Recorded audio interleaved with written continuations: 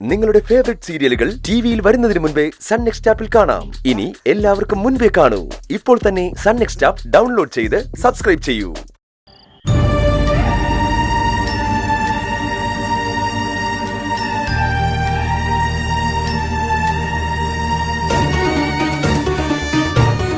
കൈലാഷ്, മുക്ത, ദേവി ഇത് എന്നെ ഡിസ്റ്റർബ് ചെയ്തൊന്ന് പോ.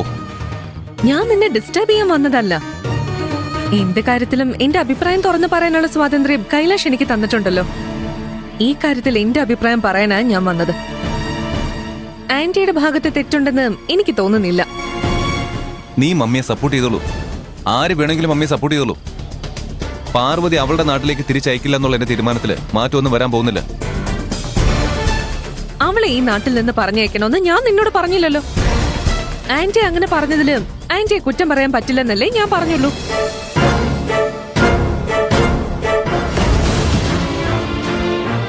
എനിക്ക് പോലും അംഗീകരിക്കാൻ പറ്റാത്ത പലതും ഇതിനു മുൻപും പാർവതി ചെയ്തിട്ടുണ്ട്.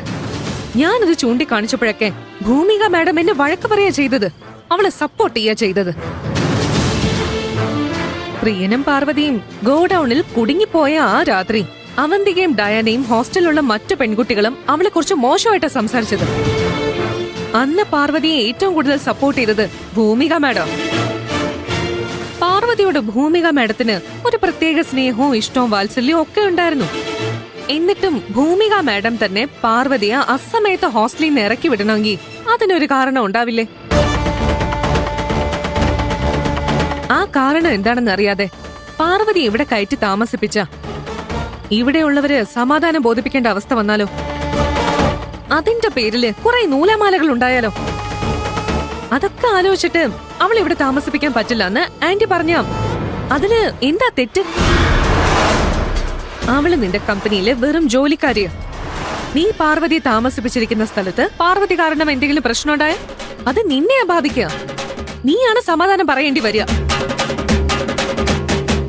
അങ്ങനെയൊന്നും സംഭവിക്കാതിരിക്കാൻ വേണ്ടിട്ടാ പാർവതി അവളുടെ വീട്ടിലേക്ക് പറഞ്ഞേക്കണോന്ന് ആന്റി പറയുന്നത്. അത് നിന്നോടുള്ള സ്നേഹം കൊണ്ടാ. നിനക്കൊന്നും സംഭവിക്കാതിരിക്കാനാ. അത് നിനക്കെന്താ മനസ്സിലാവാത്തത്? ഞാൻ പാർവതി താമസിപ്പിച്ചിരിക്കുന്ന സ്ഥലത്ത് പാർവതി കാരണം ഒരു പ്രശ്നം ഉണ്ടാവില്ല. എന്നോട് സമാധാനം ചോദിക്കാൻ ആരും വരില്ല. ഹോസ്റ്റലിൽ നിന്ന് പാർവതിക്ക് പുറത്തു പോകേണ്ടി വന്നത് പാർവതി തെറ്റ് ചെയ്തുകൊണ്ടല്ല. കൈലാഷ് പറയുന്നത് ശരിയായിരിക്കാം. എന്തോ ഒരു തെറ്റിദ്ധാരണയുടെ പുറത്തായിരിക്കാം ഭൂമിക മാഡം പാർവതിയെ ഹോസ്റ്റലിൽ നിന്ന് പറഞ്ഞു വിട്ടത്. അവൾ ഒരു തെറ്റും ചെയ്തിട്ടില്ലെന്ന് അറിഞ്ഞാം പാർവതിയോടുള്ള ആന്റിയുടെ മനോഭാവത്തിൽ മാറ്റം വരാം. പാർവതിയോടുള്ള മമ്മിയുടെ മനോഭാവത്തില് മാറ്റമൊന്നും വരാൻ പോകുന്നില്ല മുക്ത. മമ്മിക്ക് അവള് വെറും ഒരു ജോലിക്കാരിയാ. വീട്ടിൽ കയറ്റി താമസിപ്പിക്കാൻ കൊള്ളാത്തവള്. അത് നിന്റെ വെറും തോന്നലാണ്. ശരിക്കും എന്താ സംഭവിച്ചത്? രാത്രി 2 മണിവരെ പാർവതി എവിടെയായിരുന്നു? പാർവതി നിന്നോട് സത്യം പറഞ്ഞിട്ടുണ്ടാവുമല്ലോ. നീ അത് എന്നോട് പറയും, ഞാനത് ആന്റിയോട് പറയാം. അവളെ കുറിച്ചുള്ള ആന്റിയുടെ മിസ്അണ്ടർസ്റ്റാൻഡിങ് ഞാൻ മാറ്റാം. ആന്റി എന്നോട് വഴക്കിടുന്നത് കാണുമ്പോ എനിക്ക് ഹേർട്ടാവുന്നേ. നിങ്ങൾ തമ്മിലുള്ള പിണക്കം മാറിക്കാണണമെന്നുള്ള ആഗ്രഹം കൊണ്ടാ ഞാൻ പറയുന്നത്. എന്നോട് തുറന്നു പറയൂ കൈലാഷ്.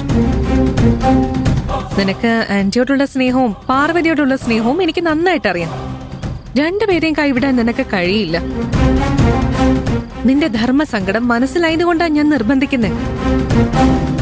ഇലയ്ക്കും ഉള്ളിലും കേടില്ലാതെ ഈ പ്രോബ്ലം സോൾവ് ചെയ്യാൻ എന്നെ കൊണ്ട് കഴിയും. പറയേ, രാത്രി 2 മണിവരെ പാർവതി എവിടെയായിരുന്നു?